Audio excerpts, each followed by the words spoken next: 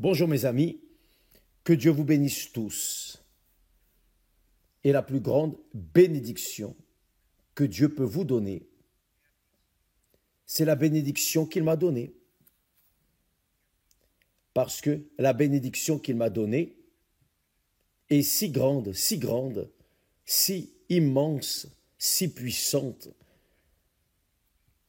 qu'elle nous rend heureux, très heureux, même devant les vagues de ce monde, grâce à Dieu. Et je veux cela pour vous. D'ailleurs, Dieu veut cela pour vous. Il n'est pas égoïste, non. Il veut distribuer à tous. Tous, évidemment, qui croient dans sa parole.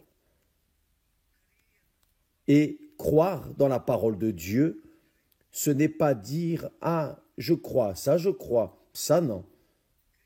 Croire dans la parole de Dieu, vous vous livrez. Vous vous livrez. C'est comme le mariage. Lorsque nous nous marions, le mariage, faites attention, est précisément cela. Vous croyez dans la personne avec qui vous vous mariez. Bien sûr, c'est évident que lorsque l'Esprit, le Saint-Esprit, dirige notre pensée, notre esprit conduit notre cœur. Donc, nous cherchons la personne qui va nous compléter. Ce n'est pas n'importe quelle personne, non. Non, ce n'est pas n'importe quelle personne. Il y a la personne certaine pour chaque personne. Donc, lorsque vous rencontrez la personne certaine, la bonne personne que le Saint-Esprit a envoyée, il illumine, il donne l'indication, c'est celle-là, alors vous croyez dans cette personne, vous vous livrez à cette personne, corps, âme et esprit. D'ailleurs, d'abord l'esprit, ensuite l'âme, le cœur et en dernier le corps. Donc, les deux deviennent une seule chair, c'est-à-dire un seul corps. C'est exactement cela que signifie croire en Dieu. Croire en Dieu, vous ne voyez pas, vous ne le voyez pas, vous ne le sentez pas, vous ne le touchez pas, mais lorsque vous croyez dans sa parole, car il a sa parole, vous croyez dans sa parole et vous vous lancez dans cette parole, vous obéissez à cette parole, vous suivez les instructions de cette parole. Ça, c'est croire en Dieu. Ça, c'est véritablement croire en Dieu. Parce que la personne colle avec Dieu. Bien sûr que ce n'est pas elle qui colle avec Dieu, mais Dieu sait qu'elle ne peut pas faire cela, donc il vient et entre en nous. Ce qui arrive, la lune de miel, l'homme entre dans la femme. N'est-ce pas ainsi? Très bien. Dieu entre en nous et commence à faire sa demeure en nous. C'est cela. Donc, lorsque nous croyons en Dieu, alors, il vient et entre en nous. C'est le baptême du Saint-Esprit.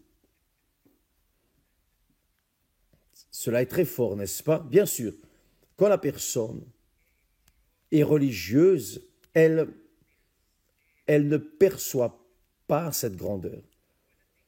Elle peut même comprendre, parce que nous faisons un parallèle.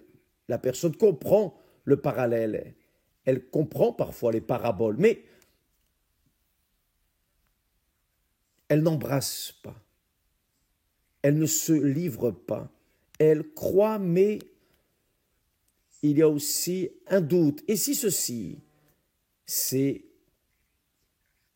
ce croyant têtu, mais si ceci, et si cela, et pourquoi pas ceci, pourquoi pas cela, qui croit dans la parole de Dieu, se livre sans questionner, sans demander. La personne peut demander, ce n'est pas interdit, mais qui croit n'a besoin de rien demander de plus.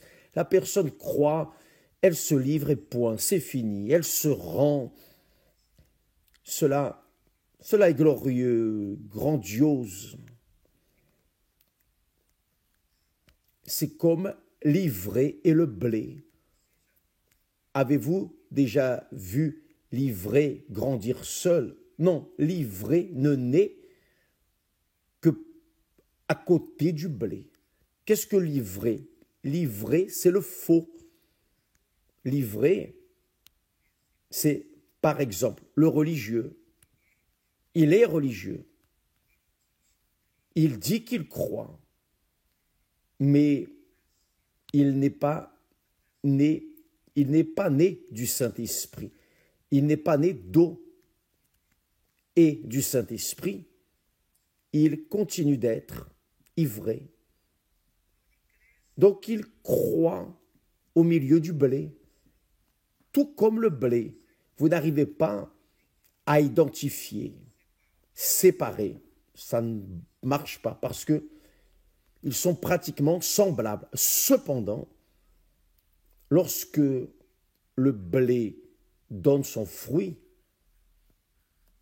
il montre ses fruits, il s'incline immédiatement. Quand le blé donne le blé, il s'incline. Mais l'ivraie, non. L'ivraie reste la tête haute.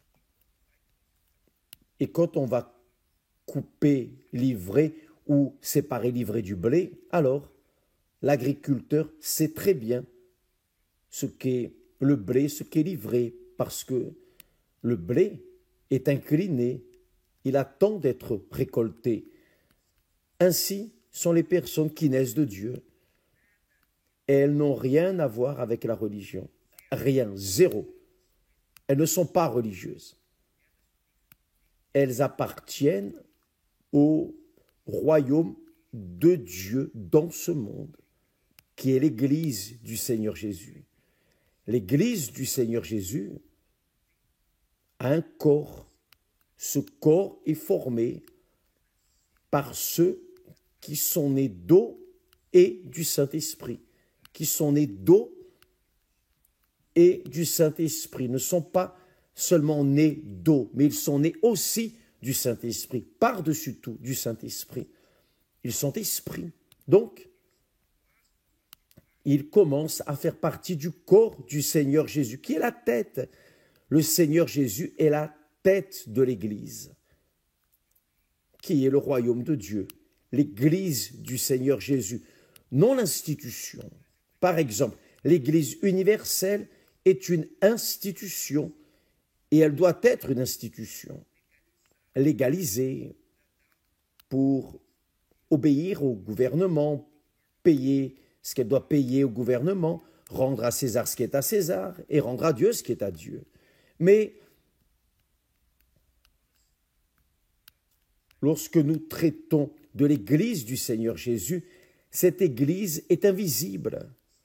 Vous ne savez pas, c'est-à-dire qui est de Dieu, qui est inséré dans cette Église, qui fait partie du corps du Seigneur Jésus, le corps dont la tête est le Seigneur Jésus. Le Seigneur Jésus est la tête de ce corps, il est la seule tête. L'Église du Seigneur Jésus dans le monde n'a qu'une tête, qui est le Seigneur Jésus. Le reste, tout est corps. Donc, il n'y a pas cette chose de plus grand, plus petit, rien de tout cela. Chacun est une particule de ce corps appelé l'Église, qui est le royaume de Dieu. Je comprends ainsi J'interprète ainsi, moi, personnellement, j'interprète ainsi, le royaume de Dieu est ici sur terre. Le Seigneur Jésus a dit, lorsqu'il a commencé à prêcher, repentez-vous, car le royaume de Dieu est venu jusqu'à vous. Mais il existe le royaume des cieux. Le royaume des cieux, c'est seulement quand la personne laissera cette matière ici sur terre, lorsqu'elle se séparera de la matière ici sur terre, et alors elle ira vers le royaume des cieux, le royaume où le Seigneur est. Donc, mes amis, comprenez bien ce que signifie la religion et ce qu'est l'Église du Seigneur Jésus. Donc, l'Église universelle est une institution, mais l'Église du Seigneur Jésus, le royaume de Dieu ici dans ce monde, est invisible. Bien sûr que l'Église invisible est dans l'Église universelle, dans ses membres qui sont nés du Saint-Esprit, pas seulement dans l'Église universelle du royaume de Dieu. Donc beaucoup de personnes d'autres dénominations sont insérées dans ce corps, ne sont pas nécessairement dans l'Église universelle, mais sont dans d'autres églises. D'autres règnent, le royaume de Dieu. Le royaume de Dieu est un seul, mais donc il y a d'autres institutions, il y a des personnes qui appartiennent au royaume de Dieu, c'est-à-dire à l'Église du Seigneur Jésus. Avez-vous compris? Est-ce que je m'explique? Est-ce que vous comprenez? Donc par exemple, vous êtes une personne de l'Église A, l'Église A ou B ou C ou D.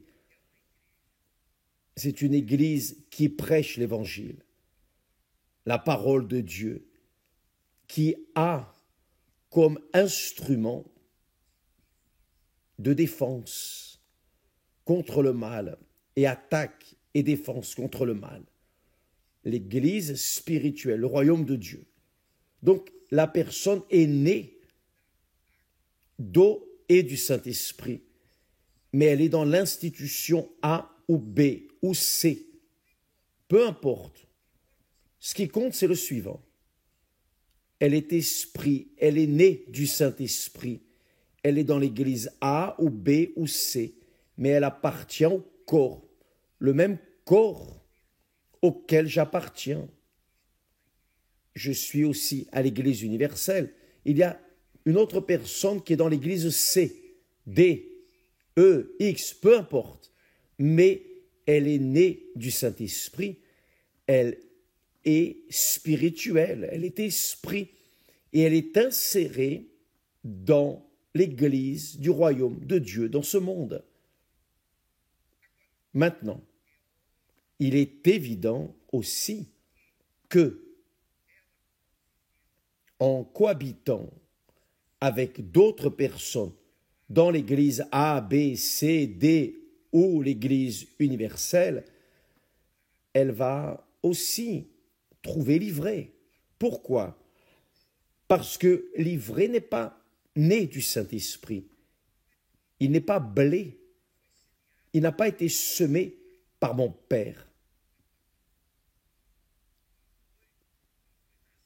Il n'est pas né du Père. Il n'est pas né du Saint-Esprit. Il est ivré. La personne est là. Elle fait partie des membres de cette dénomination, de cette institution, mais elle ne fait pas partie du royaume de Dieu.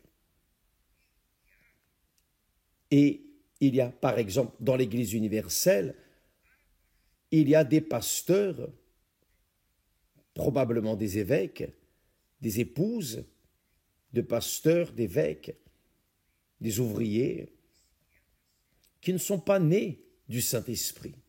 Donc, ils sont ivrés, ils n'appartiennent pas à l'Église. Et là, vous dites, ah évêque, mais attendez, si c'est ainsi, si c'est comme ça, pourquoi est-ce qu'on ne les enlève pas? Pourquoi est-ce qu'on n'enlève pas ce pasteur qui n'est pas blé? Je n'ai pas ce droit, je ne sais pas qui est qui, je ne le sais pas. Seul Dieu sait qui est qui.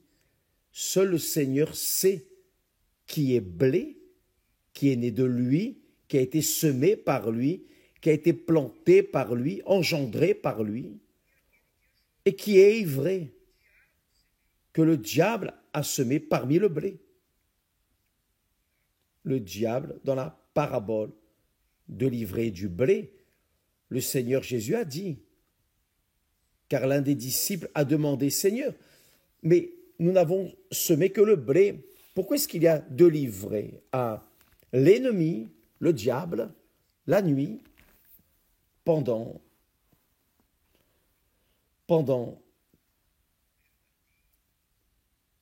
que le blé était en train de dormir, de se reposer, le mal est venu, l'ennemi est venu, le diable est venu et a semé l'ivraie.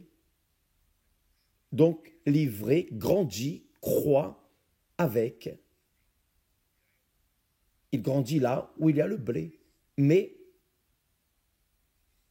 les disciples ont demandé, Seigneur, veux-tu que nous l'arrachions, l'ivraie? Il a dit non, ne faites pas ça, afin que le blé ne soit pas arraché avec.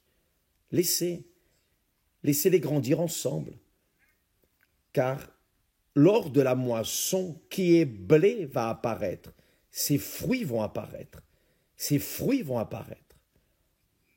Et qui est ivraie montrera qu'il est ivraie. Donc, mon Père va envoyer les anges séparés.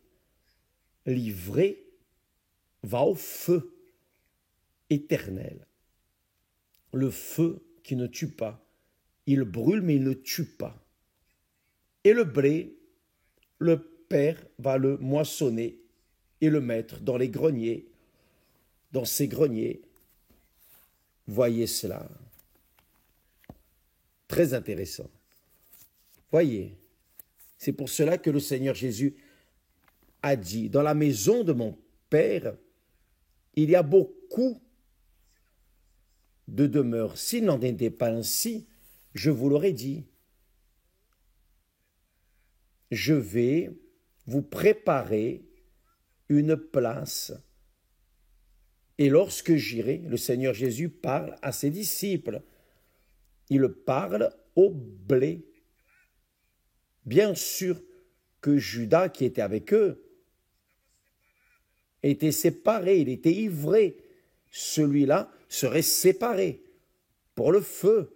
Mais ceux qui étaient du blé légitime, le Seigneur Jésus a dit, je m'en vais préparer une place. Lorsque j'irai vous préparer une place, je viendrai de nouveau, je viendrai la deuxième fois, et je vous emmènerai proche de moi, afin que là où je suis, vous soyez également. Quelle merveille! Un jour qui est blé, qui est né d'eau et du Saint-Esprit, sera séparé de l'ivraie et emmené là où est notre Seigneur Jésus-Christ. Maintenant, je pense que vous avez bien compris cette séparation entre le religieux et celui qui est né de Dieu. Je pense que vous avez bien compris. Et le Seigneur Jésus, là, dans une autre parabole, dira ainsi. Alors le roi, le Seigneur Jésus, le roi des rois, et le roi dira à ceux qui seront à sa droite, venez, vous qui êtes bénis de mon Père. Alléluia. Venez, vous qui êtes bénis de mon Père. Voyez quelle merveille. je lis ce texte, je mémorise ce texte, je ferme les yeux et j'imagine. Vous savez que nous pouvons imaginer. Vous savez que la foi a de la créativité. La foi imagine. Elle ne voit pas, mais elle imagine. Donc, je peux imaginer le Seigneur Jésus disant à nous, le blé, venez, vous qui êtes bénis de mon Père. Alléluia. Prenez possession du royaume qui vous a été préparé dès la fondation du monde. Ce royaume, dans ma optique, c'est le royaume des cieux, car le royaume de Dieu est sur la terre. Il est fondé par l'Église du Seigneur Jésus. Le royaume de Dieu ici sur la terre est formé par ces personnes qui sont nées d'eau et du Saint-Esprit. Maintenant, lorsque nous arriverons au ciel, nous serons reçus par le Seigneur, notre Père éternel. Et notre Roi va nous donner la bienvenue.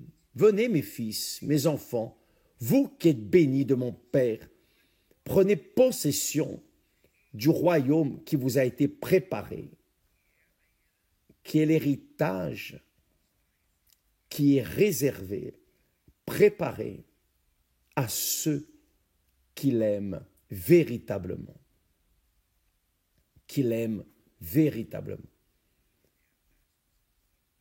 Et si vous ne savez pas ce qu'est aimer véritablement le Seigneur Jésus, aimer véritablement, il dit, celui qui m'aime garde, observe, pratique ma parole. C'est celui qui m'aime. Et qui aime sera aimé de mon Père. Celui qui m'aime sera aimé de mon Père. Et nous viendrons, mon Père, moi et le Saint-Esprit, nous viendrons et nous ferons en lui notre demeure. Ceux-là sont les enfants de Dieu. Ce sont ceux qui sont nés de Dieu. Cela forme l'Église du Seigneur Jésus-Christ ici sur la terre. L'Église véritable de notre Seigneur Jésus. L'Église authentique, la véritable Église du Seigneur Jésus, qui n'a rien à voir avec la religion, qui n'a rien à voir avec les institutions religieuses, mais qui ont à voir avec les personnes qui sont nées d'eau et du Saint-Esprit, c'est-à-dire qui sont nées de Dieu, qui ne sont pas nés du pasteur, de l'évêque, qui ne sont pas nés de l'émotion, qui ne sont pas nés de la chair, qui ne sont pas nés de l'insistance du pasteur, rien de tout cela. Elles sont nées d'eau et du Saint-Esprit. C'est cela. Évêque, mais naître d'eau, c'est ça, c'est la repentance. La personne, quand elle se repent de ses péchés, elle reconnaît ses péchés et elle se repent. J'étais une personne mauvaise, méchante, perverse, sale, immonde, pécheresse. Tout ce que je fais contre la volonté de Dieu. Oh mon Dieu, pardonne-moi et miséricorde de moi. Donc, elle s'est repentie, elle cesse de faire ces choses erronées, elle cesse de marcher dans ce qui est erroné, de faire ce qui est erroné pour faire ce qui est bon, certain, correct. Elle laisse, elle abandonne et alors, après s'être repentie, avoir abandonné le chemin erroné, elle dit, oh, je veux me baptiser, je veux mourir, je veux être enseveli. Ma volonté, je veux ensevelir mon cœur, mes sentiments, mes volontés, mes projets personnels. Je veux l'ensevelir dans les eaux. C'est le baptême d'eau. Quand la personne est baptisée dans les eaux, en suivant ce protocole, alors le Saint-Esprit vient sur elle et dit alors, il fait d'elle une nouvelle créature, une nouvelle pensée, un nouveau cœur. qui est ce qui est promis dans les prophéties des prophètes. Je vous donnerai un nouveau cœur. Je mettrai en vous l'esprit. Mais ça, c'est seulement pour celui qui est né d'eau et du Saint-Esprit. Et qui est né du Saint-Esprit est esprit et spirituel. Et qui est né d'eau et de l'esprit qui est spirituel, c'est une personne du bien, une personne qui ne veut que le bien du prochain. C'est une personne qui ne veut que donner, car elle a à donner. Mais quand la personne n'est pas née du Saint-Esprit, elle ne veut que recevoir. Si vous êtes cette personne qui est focalisée seulement à recevoir, c'est parce que vous avez besoin.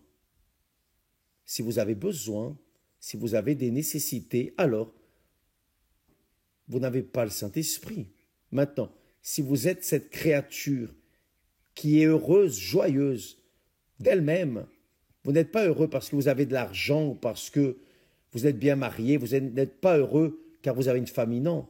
Vous êtes heureux parce que vous êtes né du Saint-Esprit. Vous êtes spirituel. Donc vous faites partie du corps du Seigneur Jésus qui n'est pas religion. C'est l'Église du Seigneur Jésus. C'est l'Église spirituelle, l'Église invisible. Ça, c'est très bon, très glorieux. Alléluia. Venez, vous qui êtes bénis de mon Père. Alléluia. Prenez possession du royaume qui vous a été préparé. Mon héritage, dit le Seigneur Jésus, mon héritage est à vous aussi. Je suis le premier fils de Dieu. Maintenant, vous aussi vous êtes nés du Saint-Esprit, de la même manière que je suis né, alors vous êtes mon frère, vous êtes co-héritier avec moi. Je suis le premier-né, vous êtes les deuxième, troisième, quatrième, millième fils. Mes amis, ça c'est le royaume de Dieu. Et ensuite vient le royaume des cieux. Le royaume de Dieu, c'est l'Église du Seigneur Jésus, formée par ceux qui sont nés d'eau et du Saint-Esprit, qui sont dans le monde, mais qui ne sont pas du monde. Quand je laisse alors le corps, quand ils se séparent du corps, ils vont dans ce lieu que le Seigneur Jésus a préparé pour ceux qui véritablement l'aiment. Que Dieu vous bénisse tous. J'espère que durant ces jours, vous ayez compris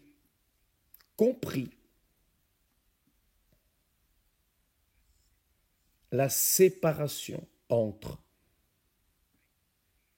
l'Église du Seigneur Jésus et la religion. La foi vivante et le religieux. J'espère que vous ayez compris, pour qu'alors vous puissiez savoir où vous êtes. Vous êtes une personne qui croit dans le Seigneur Jésus, mais vous n'êtes pas né d'eau et du Saint-Esprit, alors vous ne faites pas encore partie du corps du Seigneur Jésus, qui est l'Église du Seigneur Jésus, qui est le royaume de Dieu dans ce monde. C'est seulement après naître d'eau et du Saint-Esprit que réellement vous serez, ou vous êtes insérés dans le corps, dans l'Église du Seigneur Jésus-Christ. Que Dieu vous bénisse tous. Demain, nous serons de retour à 7 heures. À bientôt. Je ne sais pas si c'est à 7 heures, mais ce sera demain. Que Dieu vous bénisse au nom du Seigneur Jésus. Amen.